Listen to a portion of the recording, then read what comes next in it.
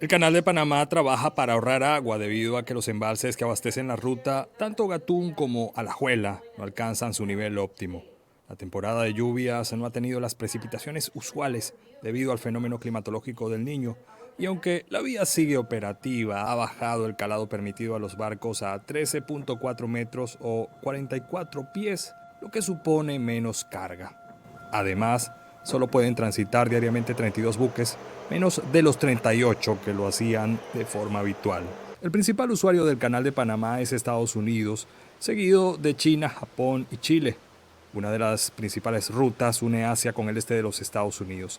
Es aquí donde expertos consideran que habrá un impacto económico en la cadena de suministros. Las restricciones se mantendrán al menos hasta el próximo año. Mientras tanto, la preocupación se mantiene sobre las pocas precipitaciones que pudieran coincidir con la llegada de la temporada seca en Panamá a partir de diciembre. La posibilidad de que Rusia se reintegre al acuerdo que garantiza el transporte de cereales ucranianos a través del Mar Negro, con la supervisión de la ONU, sigue siendo incierta pese a la reunión este lunes en Sochi, Rusia, entre el líder ruso Vladimir Putin y su homólogo turco Tayyip Erdogan. Hemos preparado un paquete que contiene nuevas sugerencias en consulta con las Naciones Unidas. Creo que es posible obtener resultados con este nuevo proceso. Como Turquía, creemos que esperamos alcanzar una solución que satisfaga las expectativas en un corto plazo. Sin embargo, el presidente ruso respondió que mientras sigan vigentes sanciones impuestas a fertilizantes rusos y otras medidas punitivas a Rusia tras su invasión de Ucrania, su país no regresará al acuerdo que abandonó en julio de este año. Como he dicho más de una vez, simplemente nos vimos obligados a tomar esta decisión. Rusia se vio obligada a hacerlo, ya que los países occidentales bloquearon y siguen bloqueando el acuerdo sobre cereales en términos de garantizar el acceso de los productores agrícolas rusos a los mercados mundiales. Mientras tanto, la contraofensiva de Ucrania contra Rusia continúa tras el anuncio del líder ucraniano Volodymyr Zelensky sobre el nuevo ministro de Defensa. He decidido sustituir al ministro de Defensa. Oleksiy Reznikov ha estado a cargo de la guerra a gran escala por más de 550 días. Creo que se necesitan nuevos enfoques y otros formatos de interacción, tanto con los militares como con la sociedad en general. Ahora, Rustem Umerov se hará cargo del ministerio. En las últimas horas, Ucrania confirmó por lo menos 2 personas heridas tras un ataque con drones por parte de Rusia en la ciudad portuaria de Odessa. Informó Celia Mendoza de La Voz de América desde Washington para Telearuba.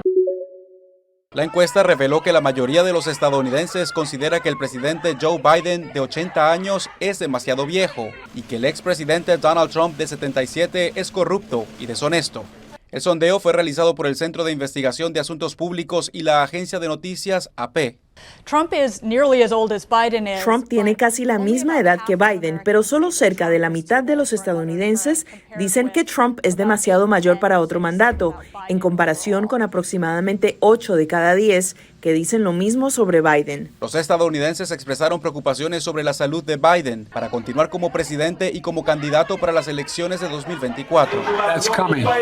El propio mandatario dijo en el momento de anunciar su campaña a la reelección que evaluó seriamente su edad antes de hacer el lanzamiento. De ser reelegido en 2024, Biden tendría 86 años al terminar su segundo mandato. En el caso de Trump, el candidato favorito del Partido Republicano, según las encuestas, las preocupaciones no están asociadas a su capacidad física, sino a su integridad moral para ser presidente de Estados Unidos. El exmandatario enfrenta 91 cargos penales en 4 cortes del país, entre ellos por presunto intento de mantenerse en el poder ilegalmente, tras no reconocer los resultados de las elecciones de 2020 y por ocultar documentos clasificados. Trump considera que no es culpable y que se trata de una cacería de brujas. Desde la Casa Blanca reporta Jorge Agobián de La Voz de América para Telearuba. La vocera del Alto Comisionado de la Oficina de Derechos Humanos de la ONU, Marta Hurtado, se pronunció sobre los peligros que enfrentan un sinnúmero sin precedentes de migrantes que cruzan la serranía del Darién en su viaje hacia Norteamérica. Según esta oficina, en lo que va de 2023, 330.000 personas han cruzado el tapón del Darién y es la cifra anual más alta que se ha registrado. 1 de cada 5 que han cruzado son niños. Los peligros que enfrentan son múltiples y entre estos se encuentran la violencia sexual hacia las mujeres, los niños, las personas LGBT, personas con discapacidades.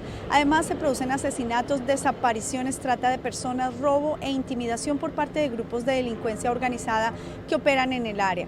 Luego, en el paso en la frontera entre Costa Rica y Panamá, las dificultades con que vienen los migrantes se empeoran.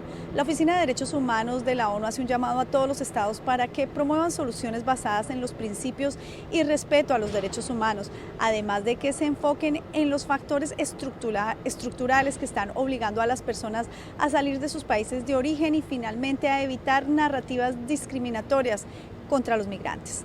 Desde Nueva York, Ángela González de La Voz de América para Telearuba.